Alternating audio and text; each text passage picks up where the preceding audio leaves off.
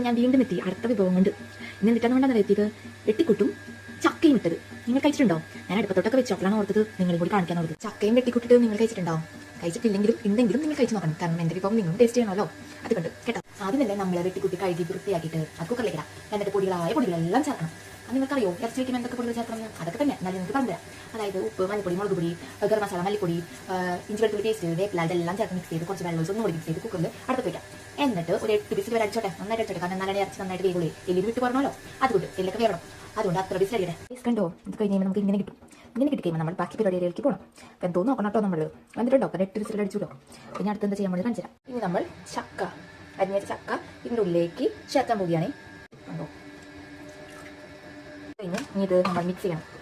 എന്നിട്ട് ഒന്നും കൂടി അടുപ്പത്ത് വയ്ക്കണം. എന്നിട്ട് ഒരു വിസിലാക്കി ചെയ്യുമ്പോൾ നിർത്തണം കേട്ടോ. ചെയ്യുമ്പോൾ നമ്മൾ വെളിച്ചെണ്ണ ഒഴിച്ചിട്ടുണ്ടെങ്കിൽ കുറച്ച് വെളുത്തുള്ളി, ഇഞ്ചിയും അതേപോലെ കുറച്ച് പേപ്പറിയും ചുവന്നുള്ളിയും കൂടി ചവച്ചൊക്കെ കൂടിയിട്ട് നമ്മളൊന്ന് മുപ്പിക്കണം. കുറച്ച് മഞ്ഞപ്പൊടി, മുളകുപൊടി ഇട്ടിട്ട് ഒന്ന് ആദ്യം മുപ്പിക്കാം. അതിനുശേഷം ഈ വേവിച്ചത് ഇതിലേക്ക് മിക്സ് ചെയ്യാം. നല്ല ടേസ്റ്റ് ഉണ്ട് കേട്ടോ. നിങ്ങളും ഈ റെസിപ്പി ഒന്ന് വെച്ച് നോക്ക്. എന്തായാലും നിങ്ങൾക്ക് ഇഷ്ടപ്പെടും. അപ്പം ഓക്കെ, ബൈ, സീ യു.